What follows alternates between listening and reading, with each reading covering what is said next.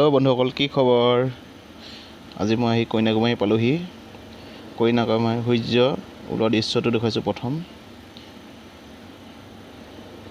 সাগৰৰ কিনাৰত আছোহি।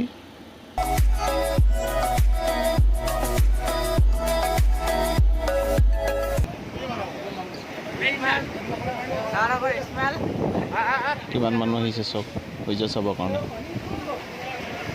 সূৰ্য ওলোৱা দৃশ্য চাবৰ কাৰণে।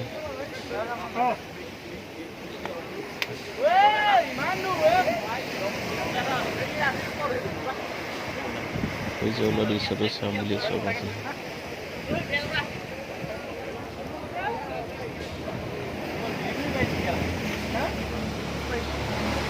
চব পাথৰৰ ওপৰত বিকাশলা সাগৰ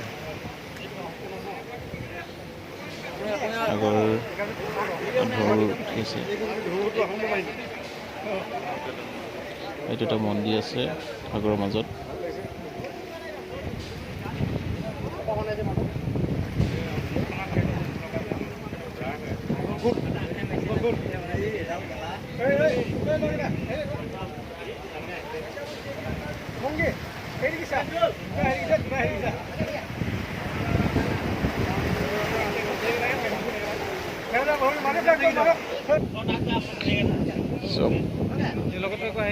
এই দুইটা চাইডে সাগৰে, মাজত এইটো পাথৰ আছে এডোখৰলৈকে।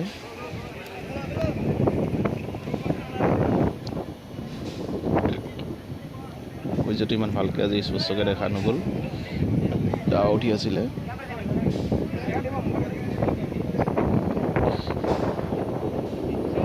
এক মন্দিৰ আছে চব সেই দুটা সাগৰৰ মাজত।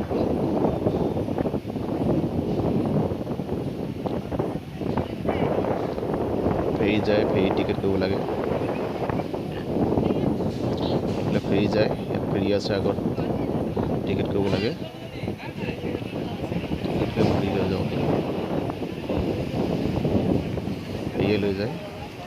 চব পাথৰ, ইমান ডাঙৰ ডাঙৰ পাথৰ, যাবলৈ ভয় লাগে, ভৰি সোমাই গ'লে গ'ল আৰু।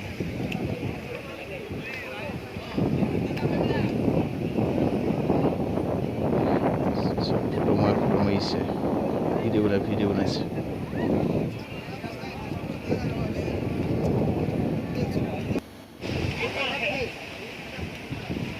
এইটো মন্দিৰটো চব ভালকৈ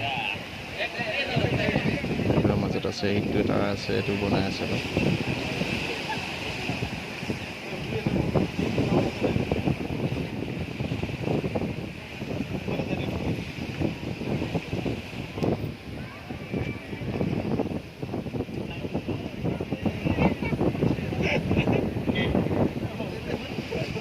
হেল্ল' বন্ধুসকল, আপোনালোকে আহিবচোন কন্যাকুমাৰী চাবলৈ এবাৰ। ভাল লাগে ইয়াত থাকি, ইয়াত থাকিলে যাবলৈ মন নাযায়, কি ধুনীয়া লাগে।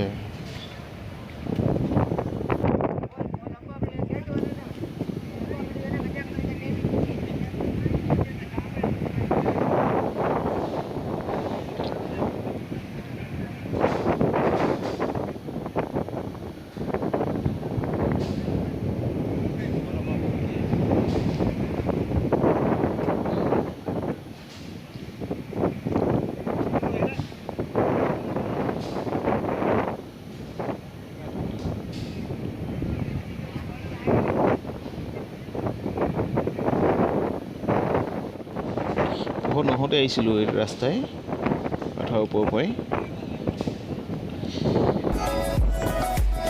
ঠিক আছে বন্ধুসকল, মোৰ ভিডিঅ'বোৰ চাব আৰু কি দেখিলোঁ তাকে দেখাবলৈ চেষ্টা কৰিম নেক্সট ভিডিঅ'টোত। আৰু মোৰ ভিডিঅ'বোৰ চাই যদি ভাল লাগে কমেণ্ট কৰিব, লাইক কৰিব, শ্বেয়াৰ কৰিব আৰু ছাবস্ক্ৰাইব কৰিবলৈ নাপাহৰিব। আজিলৈ আহিছোঁ বন্ধুসকল, বাই বাই, ধন্যবাদ।